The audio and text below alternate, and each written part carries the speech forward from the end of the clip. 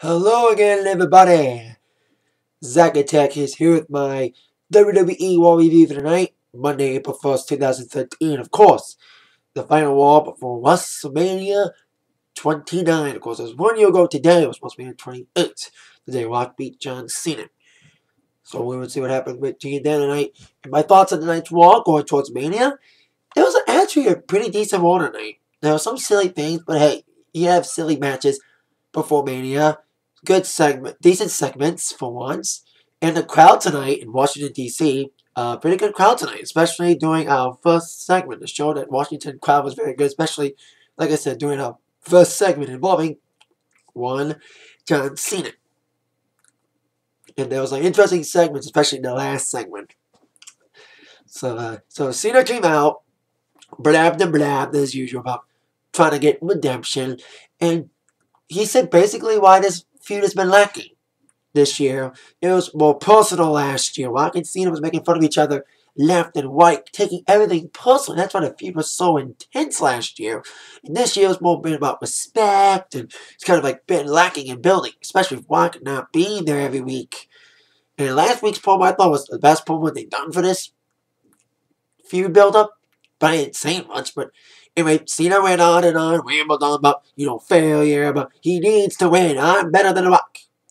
Well, the crowd felt like he was in Boston, kind of, because he got booed out the fucking building. Booed his ass, and then he also said, boring, boring, Cena sucks. He just went on and on and on. At least when Rock came out for his promo, at least Rock was entertaining. Cena just rambled. It just felt like it. And Cena was like, I'm going to beat The Rock, because I need to. I'm better than The Rock. Blah, blah, blah, blah, blah. You know what I mean? And he's like, we have the house divided. We have the Cenocrats and Rock Republicans. Silly. So, Cena's like, I had to stay behind after I lost to you. As you become champion, it'd be on the sidelines. So I'm going to be champion. Come on, Cena. Embrace the hate. He was sitting there trying to dunk it. He's been, like Kane said last year, they're probably, now I understand Kane's storyline. With Cena last year, embrace the hate. Cena and WWE doesn't have the balls to turn heel. Well, I hope Cena does turn heel, but everybody hopes Cena turns heel, but it never fucking happened. Said it last week, and I'll say it again. I think it's the last couple weeks I've said WWE doesn't have the balls to turn anybody heel, especially Cena or Orton, the two best babyfaces. Maybe Sheamus, they can make him heel again, but definitely Randy Orton and Cena would never turn heel again. Despite the WWE universe, especially people like me in the internet wrestling community's best efforts to play the WWE about that. But if Cena does turn heel, it wouldn't be the first time that a heel turn was made during a Rock WWE title match. WrestleMania 17, Austin turned heel. Although people still cheered him, though, when he turned heel at McMahon that night. So there you go. John Cena kicks off with a little bit of a lackluster segment. And I thought last week was interesting, but anyway, Cena just rambled and got booed and deserved it. And even as Cena sucks chant and boring chants show that this Washington crowd was in a good mood tonight.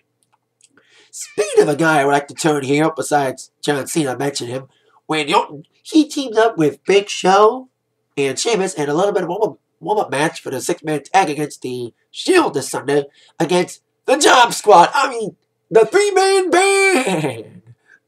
They are the new Job Squad. I've said it before. They are the new Job Squad. When they first founded last year, I said Job Squad 2.0. It's this old thing like Alice Nolan, Hawk Wiley, the Squash Squad. They should add Zack Ryder. He's a jobber too now. We would see him job later on in the evening. But anyway, 3MB, speaking of, like I said, getting jobbed, 3MB tried to get some decent offense in, but of course they ate all the finishers.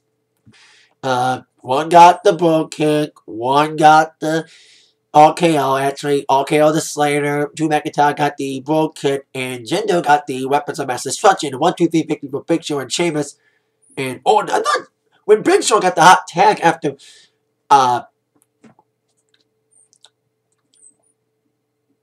Orton and Sheamus got isolated, like Big Show got the hot tag in, and Orton and Sheamus walked down on him, but they snuck back in and delivered the finishers, with the Big Show delivering the WMD, the finishing maneuver. So that's it. Squasher 3MB loses to Big Show, Sheamus, and Orton, heading towards that match this Sunday against the School of the Shield. Speaking of the Shield, it came down. When did it actually come down? They just entered from the back, from the crowd as usual, and they said, "You guys are so-called dream team. People are believing in you, but we believe your egos will be the death of you." And indeed, we will all be seeing the crowd believing in the Shield when this match is set and done this Sunday. So who knows? Maybe this is when Orton's going to finally turn heel. You know, I've said it that WWE doesn't have the balls to turn anybody heel. But I hope that I'm right that one of them turns heel. That Orton or Sheamus turns heel this Sunday. But like I said, WWE doesn't have the balls to make anybody heel, especially if they're a top babyface like a Cena or an Orton. And then we had a segment involving Jack Swagger and Zap Coulter making a statement, because this is Washington, D.C. after all, this whole Tea Party, we the people thing. This is the ultimate place to spread their propaganda, some would say. Then it was announced that Zap Coulter, yes, after weeks of trying to avoid getting attacked by Alberto Del Rio, we would have a match made between Zap Coulter and Alberto for later on in the evening. Well, we would see how that match went. Till then, we're on to our next match, which was Daniel Bryan against Dolph Ziggler. Of course, these two guys will face off in tag team competition this Sunday when Kane and Daniel Bryan team up against Ziggler and Biggie Langston, Ziggy and Biggie, for the WWE Unified Tag Team Championships. Or WWE Tag Team Championship, same thing. We still have no word on if AJ is going to fight Caitlyn at Mania. I'd rather see that match in a mixed tag involving Borders Clay and Tenzai teaming up with the Funkadactyls against Cody Rhodes, Scholars, and the Bella Twins. I got a bitch about that match in a moment or two, about its position on the pay-per-view over a match that should be on the pay-per-view, not the pregame. But anyway, Dolph Ziggler, Daniel Bryan, they fought a few weeks ago, which kind of like became the catalyst for this title match happening this Sunday, with Big E making his debut. Hopefully, another guy, Fail, will make his debut as well at Mania. Anyway, D-Bry Ziggler, great matchup as usual for these guys. Very like matchup, very back and forth action. Daniel Bryan took control early on, but of course Ziggler came flying back with a little bit of help from AJ, and of course Biggie Langston, who of course became the big catalyst for the ending of the match. And Daniel Bryan was taking full control with the big Inshiguri kicks. And Daniel Bryan was getting, like I said, he was getting full control. Kane, who was watching from ringside, got distracted by AJ.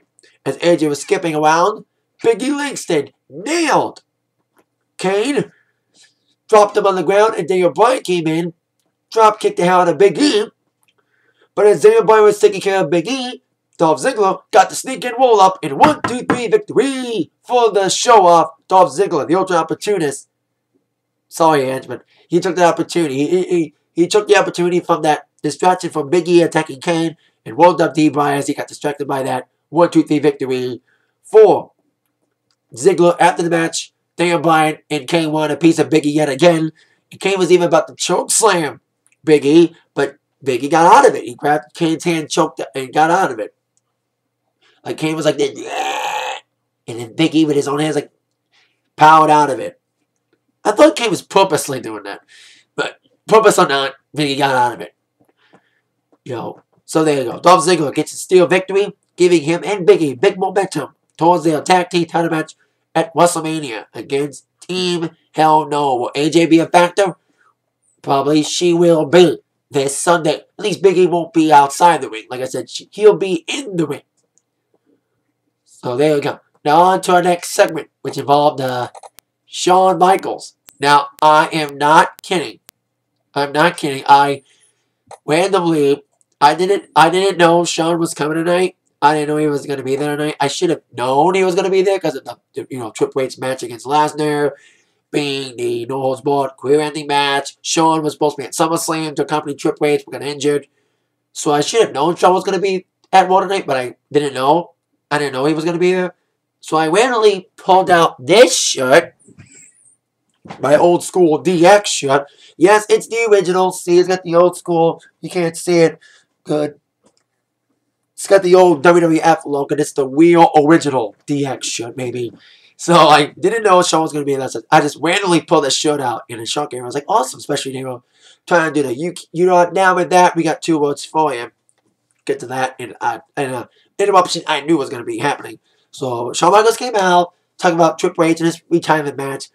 Now Shawn's like, Triple H, when I put my career on the line in Mania, it was a different scenario to me because it was against a guy. I lost to a guy. I lost my career to a guy who I respect and who respected me.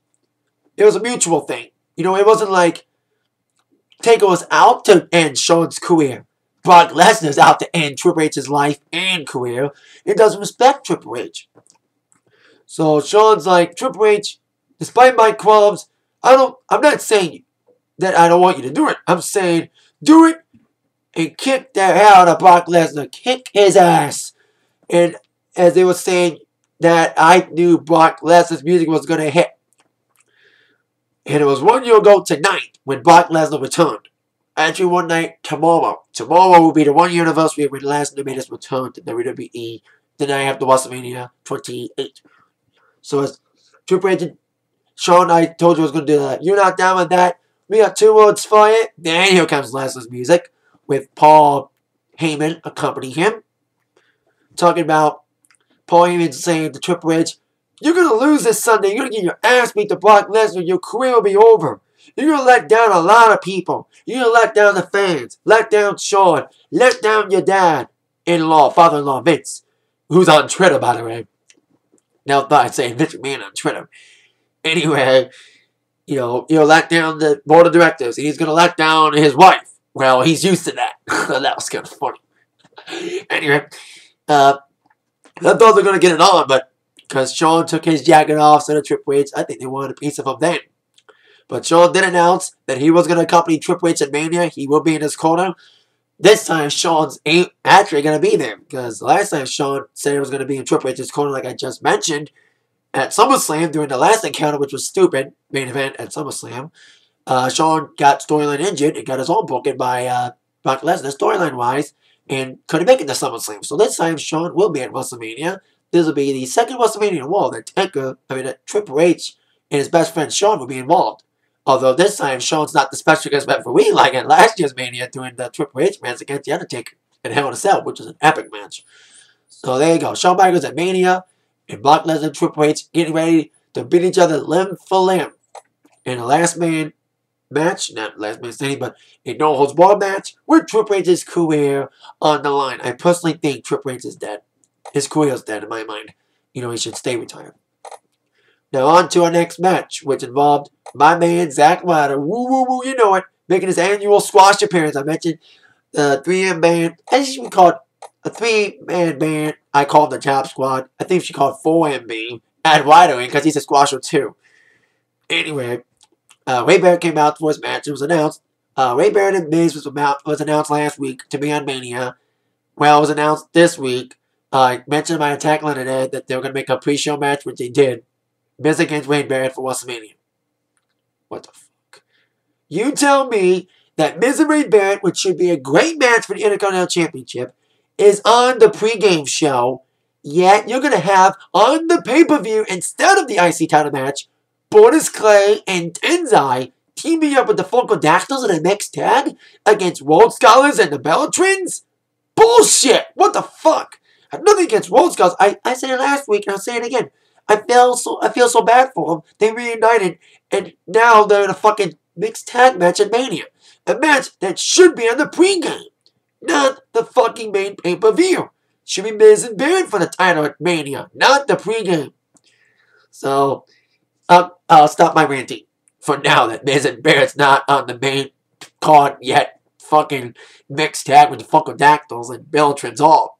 Although I'll give Funkadactyls credit for wrestling a little better than the Bellatrins during the Divas match tonight, which was lackluster nonetheless. But anyway, on to the match, like I said, Wade Barrett against Zack Ryder with Miz at ringside on commentary. Wade beat the crap out of Zack Ryder, basically. He did get distracted a little bit from Miz, and Zack Ryder did get some offense in, including the broski boot. But indeed, like many others, he ate the bullhammer elbow in a 1-2-3 victory for Barrett. Despite that distraction from Miz, Barrett came focused and got the finish on Ryder, giving himself momentum for the title match this Sunday at the WrestleMania pregame, which will be on everywhere. Internet, WWE app, YouTube, Facebook, WWE, AOL, MySpace, Yahoo, the world planet. So, there you go. Barrett gets a victory over Ryder. Now, we would see Santino, who has been around because of his neck injury, the Team Broski partner of Zack Ryder, have his own match after putting his own little April Fool's joke on Vicky Guerrero, saying Vince McMahon was in the building, but Vicky Guerrero was the one laughing last, when Mark Henry came out for a match against Santino in a pumpkin match. It wasn't even a match, it's more like a segment. Like Santino kept talking. He didn't make a fucking finger on him. He's probably still not recovering from his neck injury, so that's probably he didn't wrestle much. He just stood there and just poked at Mark Henry, pulled out the Cobra, and then got shoved down by Mark Henry, ate the world's strongest slam, and a 1-2-3 victory for Mark Henry, heading towards his match against Ryback this Sunday. Speaking of Ryback, here comes the big beast. Now, Ryback and Mark Henry had their bench pressing contest this past week on SmackDown, and they couldn't touch each other.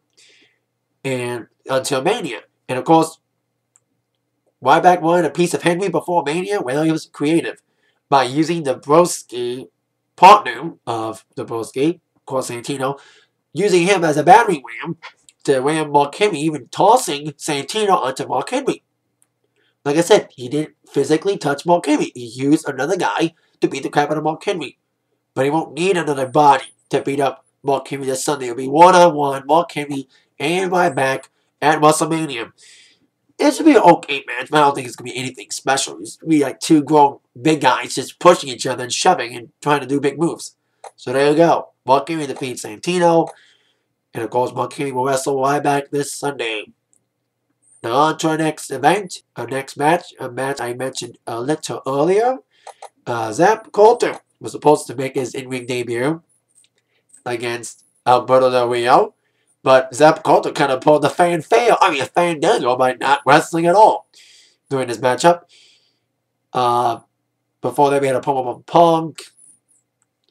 Another mini pipe bomb for him, of course, being the 20 and 1, the 1 and 20 and 1. And then indeed, Punk would do whatever it takes to be Taker and the streak. So after that, like I said, we had Zap Coulter, Alberto Del Rio. Wasn't even a match, it was more like another segment. Ricardo Rodriguez came out, crutch and walking boot and all, still recovering from his little ankle injury storyline-wise from Jack Swagger 2 weeks ago. Ricardo was sent to the back by Alberto, but Ricardo came back. But unfortunately, that became the catalyst for the end result. As Zap Coulter and Alberto was trying to get each other's hands on each other, Jack Swagger, who was also at the ringside, was hovering kind of like stalking Ricardo. Grabbed the crutch, ran to nail Ricardo. Alberto nailed Jack Swagger in the ringside area. Zeb grabbed the other crutch that Jack wasn't holding, nailed Alberto with it, DQ. And of course, Swagger and Zeb beat the crap out of Alberto with the crutches. And they won the stagehands, got one of the crutches that Zeb broke, but they used the crutches, beat the crap out of Alberto. You can see the marks on his back after the match. So there you go. The match, basically no contest. Well, DQ because Alberto won after Zeb used the crutch all over Alberto. So there you go. Match. I knew it was going to be silly, but not that silly. So there you go. So our next segment involved The Rock. Glad The Rock's ego, for once, didn't let him take the best of him and have Taker go last for his segment tonight. To evocate CM Punk. That was a great segment at the end to build the match for Punk and take off. Talk about that segment in a few minutes. But Rock came out. I told you Cena's promo sucked. I think Rock, even though I've been qualming about the feud and qualming about Rock's promo, I think it was a great promo for Rock tonight. But it wasn't, like I said, there's no personal attacks this year because, like I said, they probably, storyline and real life-wise, they probably still have animosity towards each other, but not as personally intensified as it was last year in the promos. You can tell in every one of the promos, they're taking personal shots. I mean, big-time personal shots. Rock making fun of Cena's character, making fun of his colors, Fruity Pebbles, all that shit. He's still making Fruity Pebbles references. So anyway, Rock came out with a decent promo. Not as good as his other promos, but still better than his promo with Punk. I'll say that much. He probably one of his best promos against Cena thus far. And I ain't saying much. Rock saying like, hey, he wants to be president, Barack Obama. Well, it makes sense. I think like 4 or 5 years ago there, when the presidential election was going on in '08, they had a Barack Obama person, and it'll be the Barack, you know, like making fun of the Rock. So, they go, basically, Rock is like, shit, stick this belt on fire, shut up your candy ass. That's the only chance you're going to get this title if you smell what the Rock is cooking. The crowd was really pro-Rock tonight. You know, you can tell that from booing the hell out of Cena during his promo and everyone cheering the hell out of the Rock. I'm like mixed about this. I want the Rock to win because I hate Cena, but I want Cena to win as well. Like half of me saying I want Rock to win, half of me want Cena to win because I want a full-time WWE champion again. I love the Rock, but we need a full-time champion. You know, I hate Cena to death, but at least it's a champion who's going to be there every fucking week. I'm sorry, but that's the point. I hate Cena, but we need a full-time champ again. I am sorry. I love the Rock to death, but we need a full-time champ. So there you go. On our next match, which involved Chris Jericho and Antonio Cesaro. Of course, with a little interference coming out from Fandango, who's going to wrestle Jericho. That's the key word. Hopefully we'll wrestle Jericho this Sunday. And hopefully he doesn't pull what he's been pulling the last couple weeks. You know what I mean? I don't care what I've said it once. I've said it for the last couple weeks on my reviews. I don't care what the problem is. I don't care if it's backstage bullshit or storyline bullshit. I'm sick and tired of this Fandango shit. He better fucking wrestle this Sunday. They should have, like I said last week, they should have had like a stipulation that if Fandango doesn't wrestle, he gets fired. Too bad that stipulation wish did not come true. But this match against Cesaro and Jericho, pretty good matchup tonight. Very athletic matchup. Cesaro looked very good against Jericho. Cesaro had great offense on Jericho. And despite Fandango coming up, Fandango didn't get physical once again until after the match, like he did last week after Jericho's match against Ziggler. So Fandango trying to playing the role of Len Goodman, scoring like Jericho did a move, and Fandango had these scorecards like 2, 3s, like on Dancing with the Stars. Jericho was on Dancing with the Stars, and ironically was on the same night as Dancing with the Stars, and I'm not watching it anymore. Anyway, Cesaro had some great offense, but Jericho, of course, fought back with some great offense. It was all pretty athletic matchup with these guys. And plenty of like collegiate guys, you know, very amateurish wrestlers. They're very fun wrestlers. I think it was a very good matchup. Of course, Jericho got the victory despite, like I said, Fandango at ringside. Jericho had numerous attempts on the walls of Jericho. And even Fandango did try to make his way down to the ring. And Jericho drop kicked Fandango. And of course, Cesaro tried to roll up Jericho. Jericho countered to the walls of Jericho, attempting it once again, but got the victory this time around as Jericho defeated Cesaro by a tap out. But after the match, once again, like I said, what happened last week when Jericho beat Ziggler, Fandango attacked after the match, delivering his leg scissors off the top rope move again, not once but twice. So nice, he had to do it twice. So there you go. Jericho gets the win. Jericho gets the win over Cesaro, the U.S. champion, who I'm surprised doesn't have a match yet. Wade Barrett has a match, pre-show or not, but the U.S. champion doesn't have a match. Makes sense. The U.S. title ain't that important thanks to the IC title belt. The Mid-Card Championship, IC is more important. So there you go. Jericho wins, but Fandango has the last word, literally, by attacking Jericho after the match. Now on to our last match, the main event. And it's just me, over the last 2 weeks in a row, we had a Divas match, the main event. We had Caitlyn and AJ last week, which went to a no contest, which I'm surprised didn't culminate in a title match this Sunday, which I'm kind of happy about. But, you know, Divas match. But we're going to get one at Mania, the mixed tag, which I bitched about earlier, about it being on a pay-per-view instead of Miz and Barrett. But anyway, we had the Funkadactyls teaming up against the Bellatrons. Of course, last week we saw the men involved in a mixed tag match, taking on each other, Brodus Clay and Tenzai Sweet Tea. Tons of Funk, their team name, taking on Team World Scholars. Of course, World Scholars run after a distraction from a cat fight from the Bellatrons and Funkadactyls, which of course, like I said, led to this match. So, it's just me, always Bellatrons should have stayed fired. Their wrestling ability hasn't changed a bit, lack thereof. But, actually, I hate to admit this, I think Funkadactyls are more entertaining. They had more athletic moves than only can win. But they ain't saying much, you know. I'm not saying the most athletic divas. There's a lot more athletic ones that should be wrestling. Ain't that right, Natalia? Stuck with Khali. Feel bad for you. Should wrestle instead of fucking hanging with Khali. Anyway, Funkadactyls got distracted as Borders Clay and Denzai, who weren't ringside along with World Scouts, got into a little altercation. Like last week's altercation, that of course was the catalyst for one of the Bellas, whatever it was, Nikki or Brie, to get the pin and the win over Cameron. And no Trin Magic. I thought there'd be a little Trin Magic involved. A little switch. But the switch didn't happen. The Trin won fair and square without any interference. So, there you go. Bella Twins win. No one seems to care. That's why I'm saying, why is this match, the mixed tag match, on the main card instead of Miz and Barrett? Why? Crowd's not going to react to it. Everyone's going to say 2 words. Bathroom. You're going to see a lot of empty seats during that match. So now on to our last segment. Like I said, I thought The Rock would be the last segment, but thankfully it was Taker coming out to verbally advocate, whatever, make fun of CM Punk. Of course, Taker says, Punk, you had the greatest streak as champion, holding it for about 400 days. And of course, my streak may come to an end by you. You may be the 1 and 20-1. But indeed, Punk, you're going to pay for your sins. Pay for spinning on the memory of Paul Bearer. And even if Punk does win, he may not be able to live to talk about it. May get punished for it. May not walk out on his own.